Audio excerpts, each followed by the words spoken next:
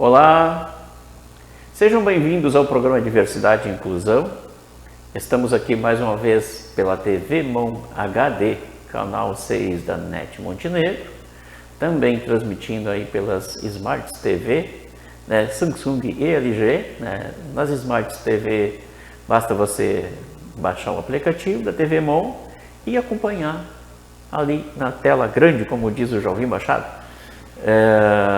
Também nas redes sociais da TV MON, canal do YouTube, página do Facebook, você nos acompanha também.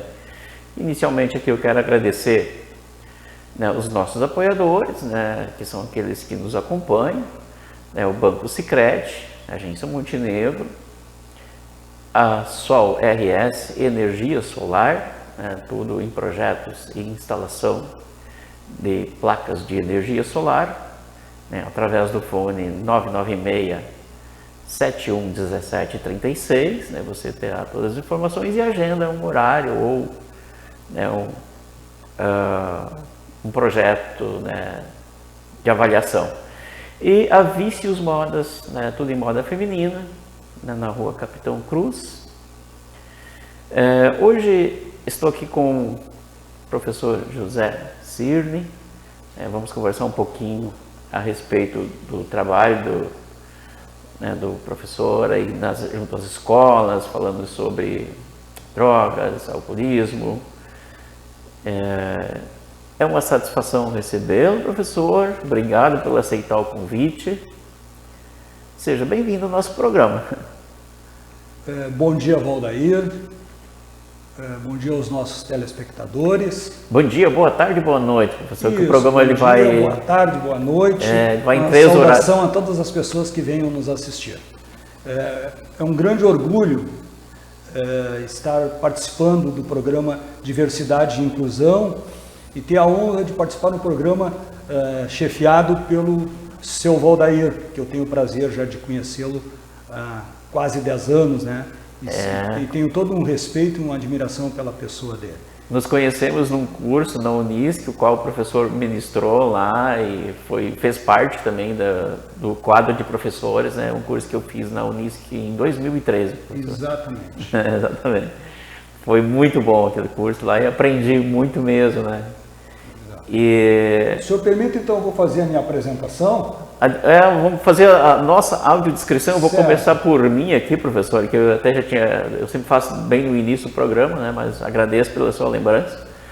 Eu estou vestindo uma camisa bordô, calça jeans.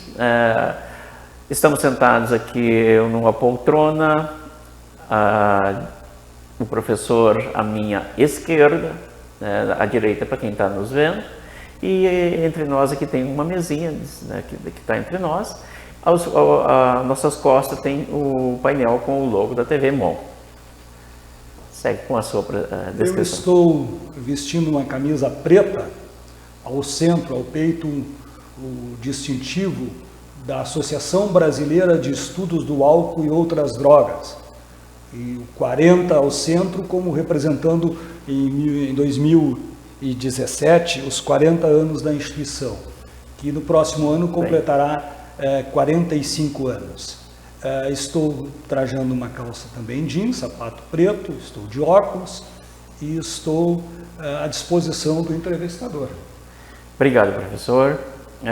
Eu quero começar perguntando a você, professor, um pouquinho da sua trajetória aí na Brigada Militar, inicialmente para o nosso público se localizar e saber o seu trabalho, um pouquinho inicial na Brigada, rapidamente, e depois na sequência você já pode continuar aí o seu trabalho hoje como voluntário aí. Tá certo. Bom, inicialmente eu nasci no interior de Viamão, uma localidade bastante interiorana, onde hoje é o Parque Estadual de Itapuã, interior de Viamão. Por sinal, uma maravilha. Os meus avós, juntamente com os irmãos dos meus avós, eles tinham uma propriedade rural no local, onde nós tivemos uma infância muito rica. Os meus pais moravam na vila de Itapuã. Aos 15 anos eu fui para um internato da Escola Técnica de Agricultura de Viamão, na ETA, centenária ETA. Logo após sair da ETA eu tive uma rápida passagem pelo Exército e fiz o concurso para a Academia de Oficiais da Brigada Militar, onde entrei em 1984. Saindo da academia, eu escolhi o interior do estado e fui trabalhar no município de Lajeado, no Vale do Taquari, onde permaneci por 8 anos. Depois vim para o Vale do Caí, onde fiquei na Escola de Formação de Soldados da Brigada Militar, na área de ensino. A parte mais alta aqui do Vale do Caí, posteriormente na região aqui de São Sebastião do Caí e municípios vizinhos, na área operacional. Estive em Porto Alegre, um período da minha vida, e retornei para a área operacional aqui em Montenegro, no 5º BPM, e encerrei minha carreira dentro da Brigada Militar no Comando Regional de Polícia Ostensiva do Vale do Caí. Maravilha. Professor. Sou bacharel em Direito e sempre me inquietou muito, seu Valdair, essa questão do álcool, dos impactos individuais, os impactos sociais, os impactos gerais, tanto na área de segurança pública como na área humana, né, na área de saúde humana, do álcool, do tabaco e de outras drogas. Por toda a minha caminhada de vida, tanto funcional como particular, sempre me inquietou muito esses graves problemas que essas drogas apresentam. E o senhor viveu isso diretamente na Brigada Militar, né, professor? Na própria Brigada Militar, como uma instituição formada por pessoas, naturalmente. Sim. Mas lidando diretamente com os casos de alcoolismo. Nos anos 80, especialmente, início dos anos 90, nós tivemos trabalhos científicos, inclusive, e eu tive a percepção disso, de problemas muito sérios na área do álcool, de um uso abusivo, de uma dependência química no próprio álcool. Então isso também inquietou a nos levar a fazer pesquisas, a propor políticas públicas dentro da instituição, e também me fez então me capacitar um pouco melhor quando eu busquei então ingressar na ABAD. A Associação Brasileira de Estudos do Álcool e Outras Drogas é formado na sua grande maioria a nível de Brasil, com 44 anos de existência, por psicólogos e psiquiatras com larga experiência, com largo conhecimento científico na área de dependência química, tanto na área de prevenção como na área de tratamento. E existem outros profissionais, entre os quais eu, que sou da área do direito e da área policial, que ingressei na instituição fazem aí 8 anos. E nós temos estudado muito o tema, temos congressos, temos palestras, temos debates, trocas de informações, de maneira que a gente busca depois compartilhar nas comunidades essas informações, no meu caso, na área de prevenção, onde o meu trabalho é mais dirigido às escolas do Vale do Caí, ou região metropolitana, e especialmente, então, nessas escolas a gente busca trazer um caráter mais da saúde pública, da saúde humana, das questões sociais, desse uso indevido, desse uso abusivo do álcool e outras drogas, né? Então, este ano, por exemplo, eu fiz mais de 100 falas, parece um número alto, e realmente foi. Eu me empenhei bastante, tive alguma disponibilidade maior no corrente ano, onde metade destas falas eu fiz sobre álcool e outras drogas, e a outra metade das falas num outro segmento que eu também estudo bastante, que é a questão da cidadania, do aspecto social nosso, enquanto indivíduo na família, nossas relações na família, a construção do jovem. A formação do cidadão. Exatamente. Na questão do cidadão na escola, do cidadão na comunidade. Dentro da mesma fala, então, eu busco a questão do uso indevido, do uso excessivo das telas, das redes sociais e da internet. Não demonizando as redes sociais nem as telas, e sim trazendo aquilo que é o uso imoderado, que é o uso inadequado, que é a intolerância, e os impactos, inclusive, na saúde humana, especialmente a questão do sono, a questão da postura corporal. O sono já é um problema imediato, que está agravando bastante, né? A questão da postura, que é uma coisa a médio prazo. Um outro problema quase imediato, que também não é muito longo para que se instale na pessoa, é o agravamento da miopia ou desenvolvimento de quadros de miopia. Exatamente. Além de questões de comprometimento sociais, no que publica, no que compartilha, no que comenta. E finalizo essa fala, então, com a questão do bullying e do cyberbullying, que é essa violência, essa intimidação, que muitas vezes acontece no ambiente escolar, uma série de fatores, que fica então dentro dessa segunda fala. Mas o tema nosso aqui hoje é a minha primeira fala, que é a questão então do álcool, tabaco, cigarro eletrônico, Sim. maconha e outras drogas. Falando, eu já aproveito aqui, você falou bastante na questão da droga, na lista e não ilícita, né? O álcool, né? O alcoolismo é um problema sério, né? Uma droga lícita, né? Que é regulamentada pelo governo, né? Mas ela está aí também causando vários danos, né, professor? A questão de droga lícita e ilícita não tem caráter da medicina no meio, é um caráter político-econômico. Né? E infelizmente, as duas drogas lícitas no Brasil, que é o álcool e o tabaco, são as drogas que mais matam no mundo. Pois é. Né? Que mais matam e que mais causam adoecimento, violência, né? Para que saibam, por exemplo, o tabaco a nível mundial mata 8 milhões de pessoas por ano por doenças relacionadas ao tabaco. Direta e indiretamente, né, professor? O tabaco é uma doença muito séria, nós temos o fumante passivo também, Sim, né? exato. Então essas doenças dão um total de 8 milhões de mortes ano, uma despesa pública enorme, de saúde pública, né? Abreviamento de vidas, de qualidade de vida. E o álcool também é uma substância lícita para comércio a partir dos 18 anos, é uma substância que a nível mundial mata aproximadamente 3 milhões e meio de pessoas ano. Mais as questões todas que impulsionam a violência doméstica, violência pública, violência individual, acidentalidade de trabalho, acidentalidade de trânsito. Então é uma droga assim muito preocupante a nível global hoje, a nível brasileiro, a nível estadual e a nível local. E, infelizmente, o álcool, essa substância lícita, ela está na geladeira da nossa casa, muitas vezes ao lado do leite. Há uma iniciação hoje muito precoce. Quanto mais cedo a iniciação no consumo de uma substância, eu vou pegar aqui o exemplo do álcool, maior o risco do jovem ter um uso abusivo, um uso de risco, e logo ali na frente talvez se instale inclusive a dependência. Mas mesmo antes da dependência química, já todo um contexto desse uso precoce. Esse é o grande problema, né? O uso do álcool na adolescência é acabar se tornando aquele indivíduo dependente do álcool, né, professor? O álcool, alguns dizem que é porta de entrada para outras drogas.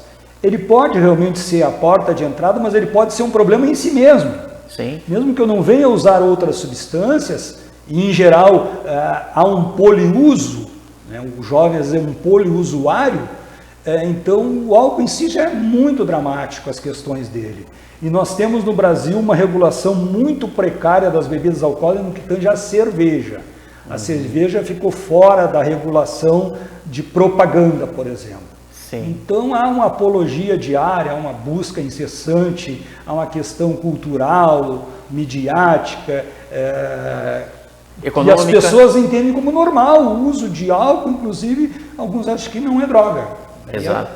É bem dramática essa questão. Isso é preocupante, né? Esse incentivo ao consumo, né? Isso aí é muito preocupante. O cérebro do jovem é um cérebro imaturo. O nosso cérebro ele se desenvolve de trás para frente. E a área frontal, que nós chamamos córtex pré-frontal, é a última área a se desenvolver, a se amadurecer, as podas neuronais. E essa área que fica atrás da testa é uma área que vai ficar plenamente amadurecida próximo dos 24 anos. E essa área é a área da percepção de risco, dos freios comportamentais, do autocuidado, do controle da impulsividade. Então, o jovem fica mais exposto, quanto mais cedo ele inicia no uso das substâncias, os vários riscos, gravidez precoce, acidente de trânsito, infecção sexualmente transmissível, os vários tipos de patologias decorrentes do uso excessivo do álcool. E as principais pesquisas mundiais e brasileiras, inclusive, elas demonstram que, infelizmente, A baliza dos 18 anos, que em alguns países já é 21 anos, né, para o comércio de álcool, já respeitando esse cérebro imaturo. No Brasil é 18, mas a iniciação tem se dado cada vez mais precoce. Logo, os danos sociais, individuais, ambientais serão dramáticos, né, no cotidiano nosso como população brasileira. Muitas vezes irreversíveis, né, professor? Irreversível. Estima-se que no Brasil nós tenhamos, por exemplo, a facilidade ao álcool é muito grande, temos mais de 1 milhão de pontos de venda de álcool. Imagina só. Então recomenda-se o quê? Recomenda-se hoje restrição de pontos de venda, isso já é uma política inclusive na Europa desenvolvida com muito sucesso, restrição de horários de venda, restrição de locais de consumo, com uma política de redução do adoecimento, dos impactos todos desse uso iniciado ainda muitas vezes num cérebro imaturo.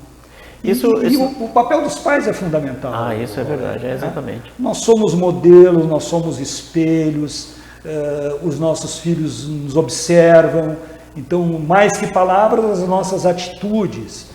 E é necessário, senhores pais, senhoras mães, cuidadores, que a gente oriente os nossos filhos, que supervisione, se possível, quando vão para a festa, saiba onde eles estão, o horário de retorno seja estipulado, os comportamentos dele durante essa permanência nesse grupo de amigos.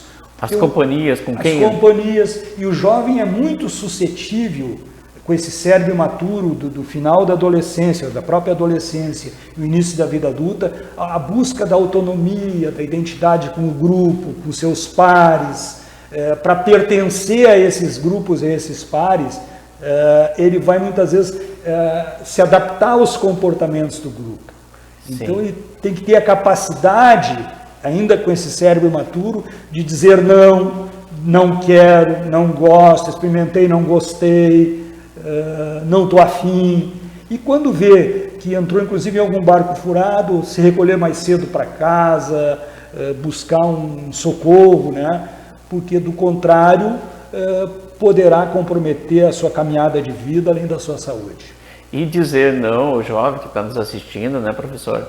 Dizer não não é feio. Não é feio. Não é feio dizer não. É uma habilidade comportamental que nós temos que ter.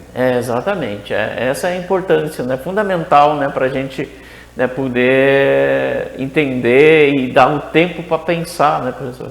E nós temos também que alertar as famílias e alertar os jovens, as pessoas que estiverem assistindo, duas outras drogas que eu gostaria de chamar a atenção, porque há uma confusão proposital, comercial, que é, por exemplo, a maconha medicinal e os cigarros eletrônicos. Exatamente. A maconha medicinal, para começo de conversa, a maconha medicinal não existe. A maconha, que é a cannabis sativa, ela tem 400 substâncias. E uma das moléculas que a ciência, que a pesquisa tem evidenciado sucesso relativo em algumas patologias é o CBD. É uma molécula das 400 em laboratório. Sim. O canabidiol, CBD, através de comprimidos, de resinas, de sprays, várias formas da produção desse fármaco, tem apresentado evidência científica, se chama tecnicamente, de que poderá ajudar e ajudar algumas patologias, entre as quais, por exemplo, a epilepsia refratária. Ela é refratária às medicações convencionais, para alguns pacientes ela tem apresentado algum quadro evolutivo, e outras patologias que ainda se estuda, mas com os efeitos colaterais, com a presença do médico, a avaliação do paciente, estudo do caso, o acompanhamento dessa prescrição. E essa confusão está levando o jovem a um aumento, o jovem e as pessoas, o jovem adulto também, ao aumento da maconha recreacional, que é a maconha fumada, que é a simples fumaça, queima de uma substância, já produz substâncias cancerígenas. Então a maconha fumada, ela está sendo assim, há uma diminuição da percepção do risco. Esse discurso misturado aí. Meio que banaliza as coisas, né? Exato. E quando há uma diminuição da percepção do risco, aumenta o consumo. E é o que está acontecendo, aumentando o consumo. E o grande problema, senhores pais, as pessoas que estejam aqui nos ouvindo e nos assistindo, não venham fazer ameaça, é a ciência que está dizendo isso. O THC, tetrahidrocannabinol, não o CBD, este que é a substância psicoativa, nos anos 60, um cigarro de maconha tinha 2 a 3% de THC. Por processos transgênicos, por uma série de questões evolutivas, um cigarro de maconha hoje tem de 20 a 35% de THC. O que é a substância psicoativa que causa a dependência e as alterações, os prejuízos decorrentes de um consumo mais regular. Então isso vem aumentando, talvez intencionalmente, isso isso é um caráter comercial, né? Para causar a dependência, né? Processo transgênico, para causar o apego à substância, uma maior resposta àquilo que muitas vezes o jovem busca, o usuário busca, né? Então é um problema muito sério, esse do THC. A maconha tem vários problemas decorrentes de um uso mais regular, não precisa nem ser um uso pesado, um uso mais regular. Quanto mais cedo, pior. Sim. A maconha ela vai lentificando o indivíduo, vai tirando as ambições de vida dele, os sonhos, ele vai ficando mais acomodado nos objetivos da vida dele. A médio prazo ela já vai afetando, não tão demoradamente, as questões do próprio aprendizado, atenção, pensamento, memória. Ela também tira reflexos e percepção de risco no trânsito, similar ao álcool. E num uso mais crônico, ela pode impactar em questões, inclusive, mentais. Né? Uma das mais graves seria desenvolvimento ou desencadear surtos de esquizofrenia, e num uso assim já também de risco, as questões de aumento de quadros de ansiedade, de depressão, ou surgimento de quadros de ansiedade e depressão decorrentes desse uso. E um outro ponto, Valdair, em seguida ele passa a questão do cigarro eletrônico. Exatamente, professor. Eu sei que o nosso tempo aqui ele não é muito longo. Eu até vou pedir... Mais rapidez na exposição. Não, professor.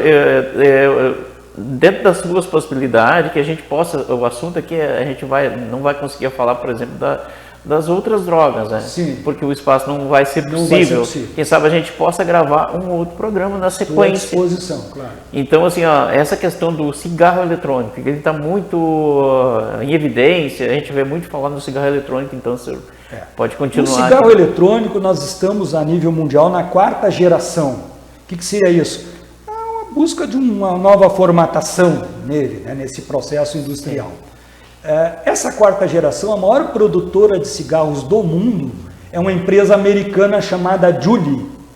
A Juul, há 3, 4 meses atrás, recentemente, foi proibida de comercializar seus cigarros dentro dos Estados Unidos, onde ela produz, onde é a fábrica de produção. Sim. Então o que ela faz? Ela exporta para os outros países. Por que ela foi proibida? Porque em laboratório as pesquisas mostraram índices mais elevados dos seus componentes que causam dependência, que causam adoecimento, similares ao cigarro, tem que demonstrar na embalagem do produto, eram muito mais graves. Então, a nível judicial, foi suspenso, mais grave do que já demonstrava. Né? Sim. A nível brasileiro, nós chamamos esses vapes, esses cigarros eletrônicos, de DEF, dispositivos eletrônicos de fumar. Eles são proibidos, o comércio e a importação no Brasil. Então, tudo que entra clandestino. E não há nenhum controle sanitário, porque é ilegal a entrada do que está entrando. A gente não sabe nem o que tem dentro desses dispositivos, que substâncias teriam. Sim, é como o cigarro contrabandeado, né? Exatamente. Tu não sabe o que tem ali dentro, né? Então, esses dispositivos não apresentam evidências científicas que sejam menos danosos que o cigarro convencional. A grande justificativa que se usa é que o cigarro convencional há uma queima, fumaça cancerígena. Mas, nos cigarros eletrônicos também existe a presença de componentes que, quando superaquecidos em vapores ou aerosóis, eles produzem substâncias cancerígenas. Além da nicotina dos cigarros eletrônicos ser bem mais elevada que dos cigarros tradicionais. Inclusive, é possível, nessa geração nova de cigarros, a regulagem desses equipamentos, adicionar nicotina, adicionar outras substâncias psicoativas, resinas e outras tecnologias desenvolvidas em drogas sintéticas ou drogas de comércio aí, legal e ilegal, né? De maneira que é uma bomba que está presente nas nossas comunidades. Meu Deus do céu, olha. E ela deverá trazer um aumento do uso, inclusive do cigarro convencional. Acaba levando para o consumo do cigarro convencional, professor? Ela surge como uma possibilidade de reduzir o uso convencional. E hoje a gente sabe que o indivíduo que fuma o tradicional e foi para o cigarro eletrônico, não necessariamente ele abandonou o tradicional. E o indivíduo que está experimentando o eletrônico, muitas vezes ele vai fazer o uso do convencional. Porque o Brasil tem uma das políticas públicas mais efetivas na diminuição do consumo do tabaco nos últimos 30 anos. Exatamente, antes eu ia até pegar o gancho, mas acabei não fazendo isso. Por exemplo, a campanha contra o uso do álcool, o cigarro, por exemplo, no Brasil teve uma campanha efetiva, assim, que eu vejo muito boa. Sucesso. Né? É case mundial. Né? Pois é, e não se faz isso no uso do álcool, né? O álcool, nós temos o CRA, um Comitê de Regulação do Álcool, presidido por um médico de São Paulo, Guilherme Messas, e nós não conseguimos avançar a nível de Congresso, de Câmara de Deputados, de Senado Federal, tamanha a pressão econômica. O lobby, né? O lobby, né? Das empresas. Das bebidas alcoólicas, né? Mas isso foi também lá na década de 70 das empresas produtoras do tabaco, né? Foi. Essas nós conseguimos, especialmente a partir do final dos anos 90, um avanço. Né? Uma melhor regulação da própria comércio, propaganda, especificações dos danos, né? E saiu um pouco aquele glamour, aquela charme de fumar, né? Sim. E hoje o jovem está voltando a essa busca do ato de fumar, quer fumar cigarro convencional ou quer até uma busca desse cigarro eletrônico que está entrando ilegalmente, sem nenhum controle. Isso é importante ficar bem claro, né, professor? Algo que é proibido no país onde ele começou, né, entra no Brasil clandestinamente. Se lá, né, com todo o controle, né, ele é proibido, imagina entrando aqui no Brasil sem nenhum controle dos órgãos de controle, né? Exatamente, é bastante preocupante. Então nós temos assim que dentro da atividade que eu tenho feito, eu tenho percorrido as escolas do Vale do Caí, especialmente de Montenegro.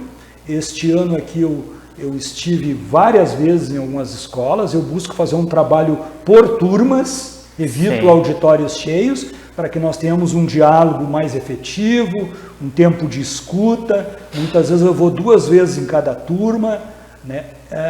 Não vamos salvar o mundo, mas é uma pequena contribuição, uma contrapartida, um ato de amor e de solidariedade que eu faço, que eu procuro fazer dentro da comunidade, né?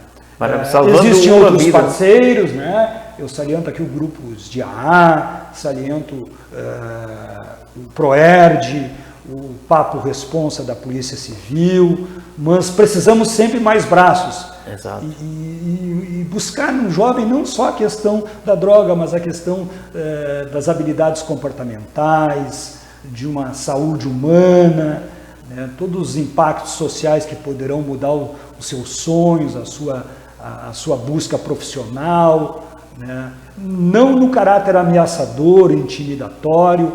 E eu nem falei aqui das questões, muitas vezes, criminais, inclusive, né? Da questão das drogas ilícitas e o próprio álcool, entregar, fornecer, alcançar de qualquer forma substância que cause dependência, no caso aqui lícita, tabaco e álcool ao jovem, é crime. Crime pelo artigo 243 do Estatuto da Criança e do Adolescente. Mas muito mais que ser crime, é uma preocupação nossa com a saúde humana, com a saúde social, com a nossa juventude, que muitas vezes vai ter problemas graves na sua caminhada de vida, quando não abreviada a sua própria caminhada de vida. É verdade. E além da questão, lá depois, a questão já do tráfico nas drogas ilícitas, né? Em que as próprias polícias fazem um trabalho incansável, mas que às vezes parece chover no molhado. É muito complexo, né?